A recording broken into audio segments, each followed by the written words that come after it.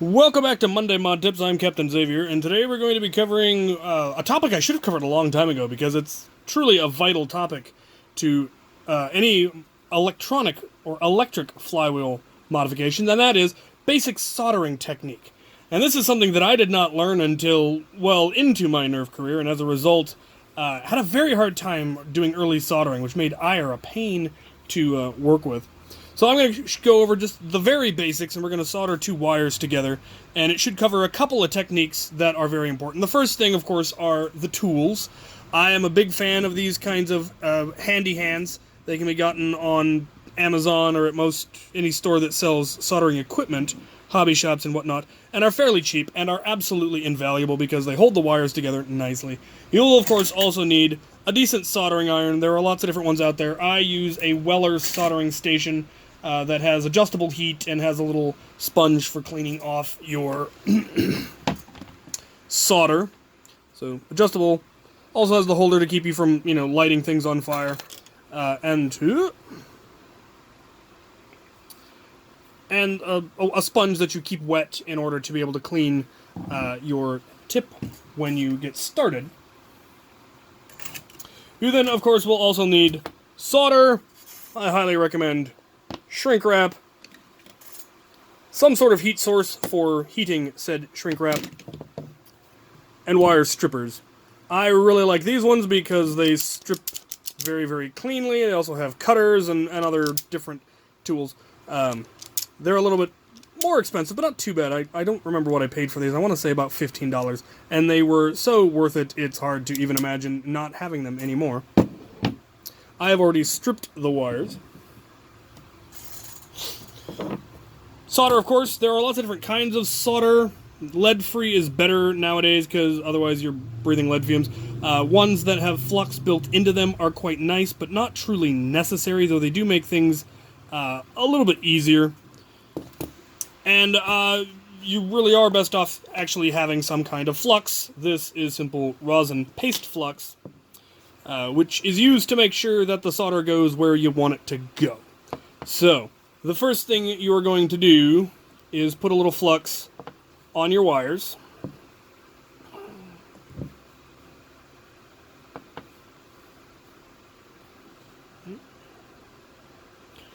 It's so warm here, my flux has melted.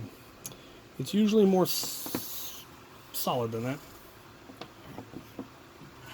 We are then going to do a process that is referred to as tinning, where we add solder to the wires before we try to join them together.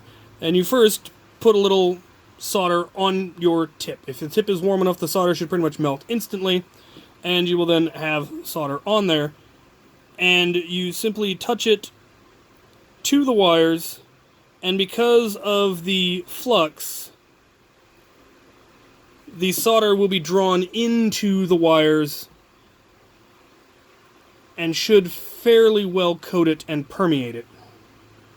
I don't know how well you can see that, but they are now silver all the way around. They are completely coated, and even there's flux in the actual fibers themselves. Now we can quite easily put the two wires so that they are touching each other, and then simply by touching the soldering iron to them again,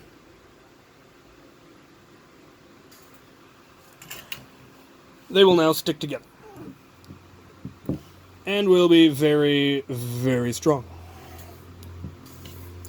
You then take a small piece of your heat shrink. Make sure that it is large enough to go over the combined section, which this may not be, but we will find out. Oh, bumping my camera.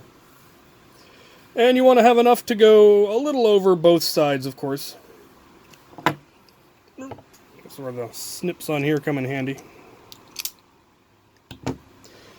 Now, I have the luxury of being able to put the shrink wrap over the end because both ends are currently exposed. Normally, when you're joining two wires, they may already be soldered on either end, so you need to make sure that you put your shrink wrap on before you connect the two.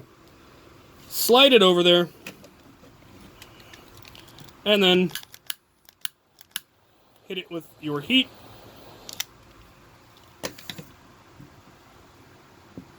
And there you have it. You have combined your two. When you're done soldering, be sure to re-tin the soldering tip just a little bit. You want it to cool with solder on it, or it can oxidize. Your tip will rust, and then it won't work anymore. This is another thing I didn't realize, and I always thoroughly cleaned my tip before each time, and it kept getting worse and worse and worse, and eventually I'd worn off the tip completely. So, keep it tinned. Be sure to turn off your soldering iron at the end of the day. And that is the very basics of how to solder two wires together, and some simple tricks and trades on how to make your life just a little bit easier. Remember, don't try to heat the solder, heat the object that you're soldering to. The wires have to get hot enough for the solder to actually adhere to them.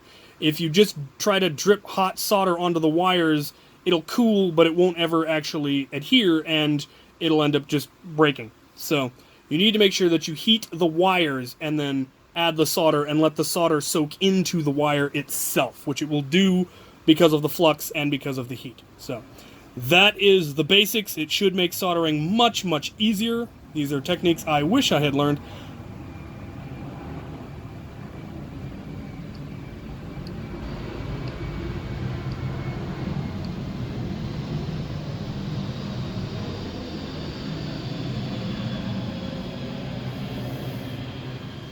That is the sound of a C-17 going over. Anyway, these are techniques I wish I had learned early on. The early work on ire would have been much cleaner and much easier. I also highly recommend going out and watching more tutorials on this, because I am not an electrician. I have no formal training in this. This is all stuff that I have learned first by trial and error, and eventually by watching videos on YouTube. So, hopefully this is some help to you, or gives you an idea of what you need to learn, or perhaps this will give you everything you do need. But definitely not a comprehensive study by any means. I will do a few more various soldering techniques, soldering to motors, soldering to switches, stuff like that. Some of them can be kind of tricky. Soldering an XD60 connector, stuff like that, in the next couple of episodes. So stay tuned for that.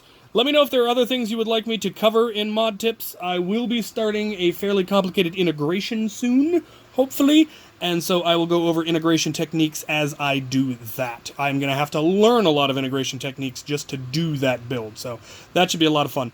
Anyway, I hope this was helpful, and thank you guys for watching.